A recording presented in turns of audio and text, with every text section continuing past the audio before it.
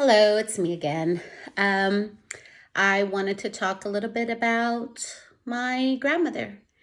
Um, Talk a little bit about how we kind of came to be, how we were raised, how we come from such a strong line of independent women. I was lucky enough to be raised by my mother, Carmen, and my grandmother, Gloria. Um, Regardless of what people will say, I was her favorite, and I'm sticking to it. That's my story. um, my grandmother, was raised by her Aunt Vita. I don't know if you heard my last story, but my grandmother's mom passed away at a very young age, and my grandmother was only 6 years old. She was then raised by Vita Amendares, um, where I think we get a lot of our strength from, where I think we get, I'd like to say it's like, it's not necessarily, the name, some people say it's the Cervantes women, but reality is like, it's not really the Cervantes women, it's the Amendares women. Because that's where we originally come. That's where we originally come from and get our strength. Vita Amendares was young too when her sister passed away, leaving three kids behind, which were my grandmother, my aunt Mina Minerva, and my Tio Felix.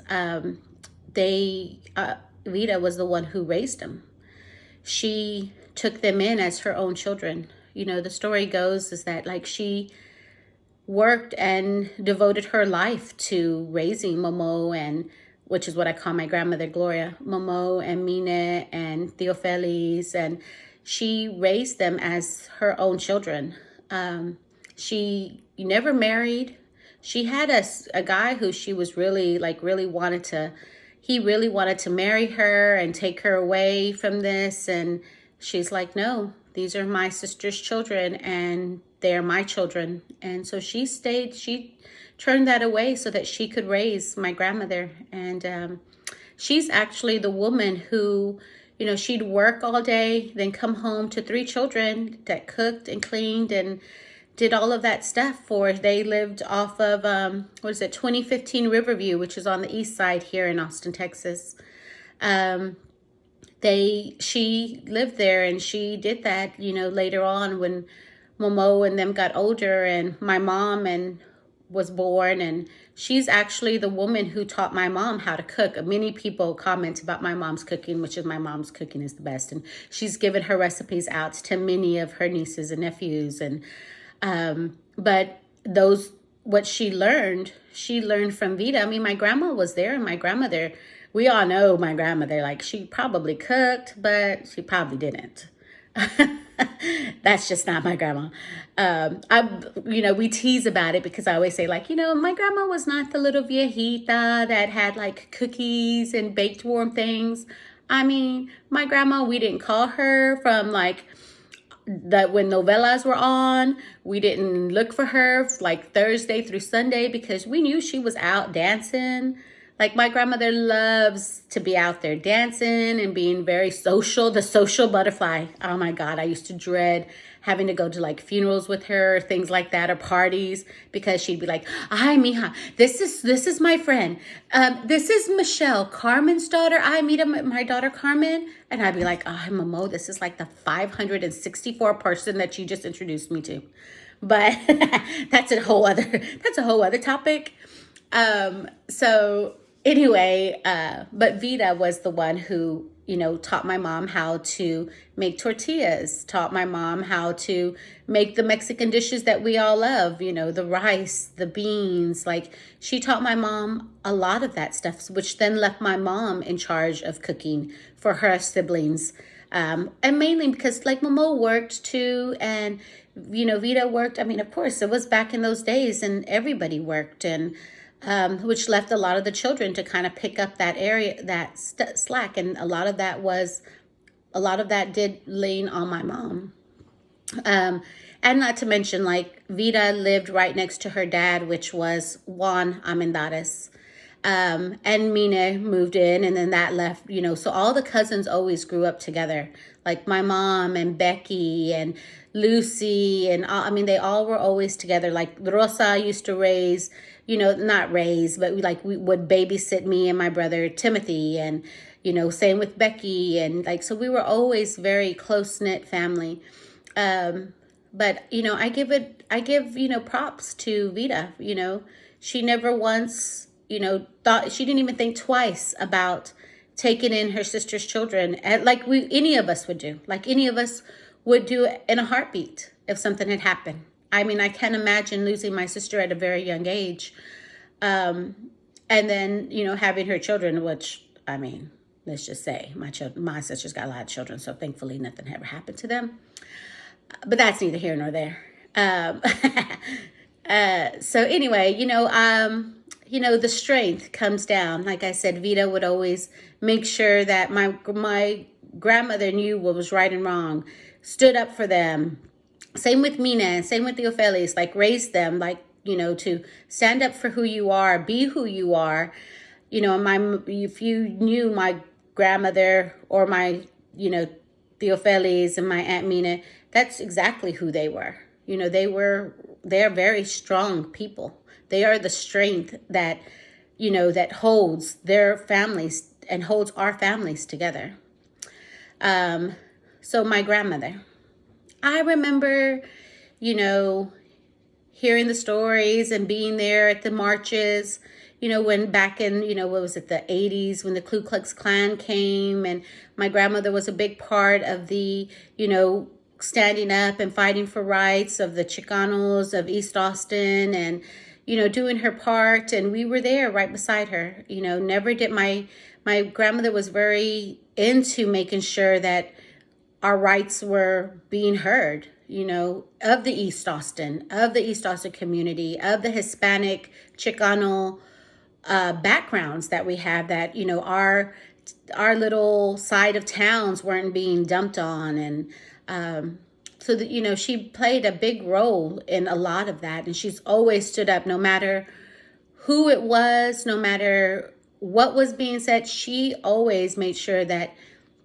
she was not the one you were going to take advantage of. She was not going to be a doormat for anybody, regardless of who it was. You were definitely going to know where she stands, which is kind of funny because a lot of people say that that's who we are.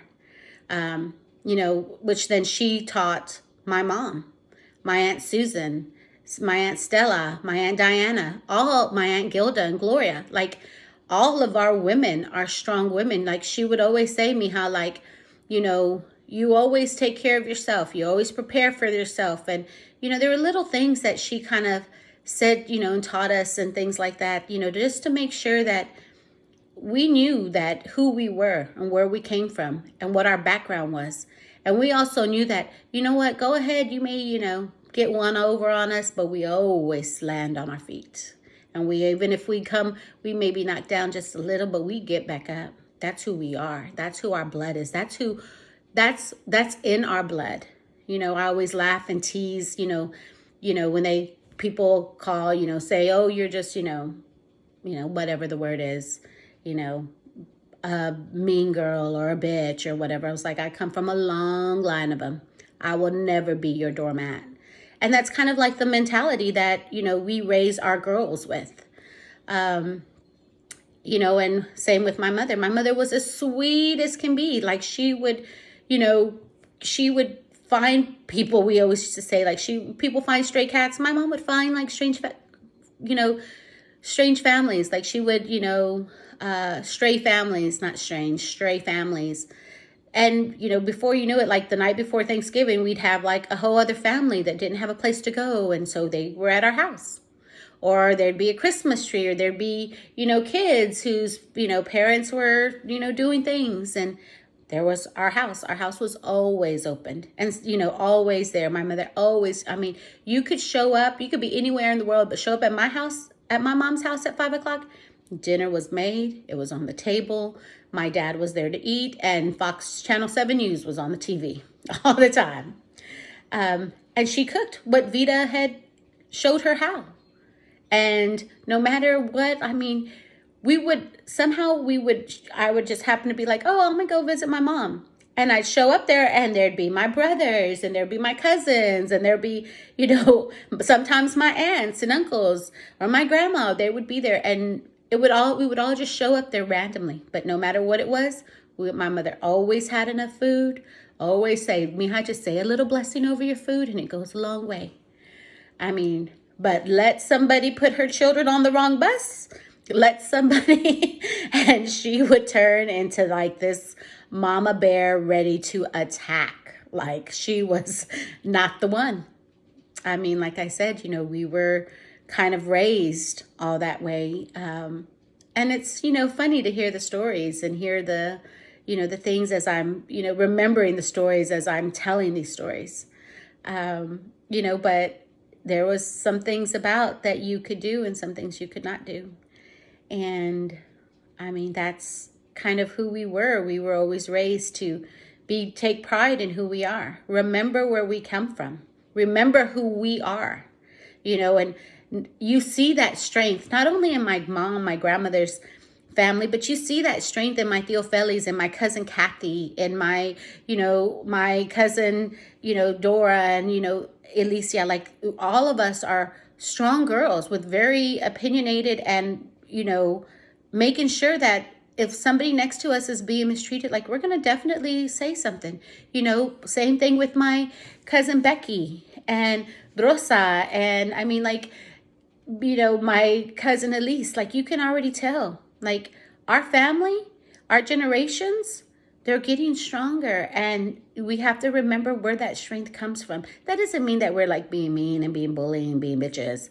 It just means that we know who we are. And we know what's acceptable as far as treatment and what's not. Anyway, I just want to let y'all know that. And, I'm very thankful. I'm thankful that I was raised that way. I'm thankful that, because when it's all said and done, we've all come and accomplished a lot, but we started as a Mexican family on the east side on Riverview. Right near Chicano Park. And, we have a family, a very big family, and it's full of love and laughter. And I mean, of course, everybody has their little things every now and then, but reality is I can pick up the phone right now and call my cousin Kathy, call my cousin Becky on one side, or, and my cousin Kathy on the other side, or my cousin Jessica now, and be like, hey, I need you. And without any doubt, I know that they would be here. That's who we are. That's what we are. I guess that's it for right now. Thank you for listening.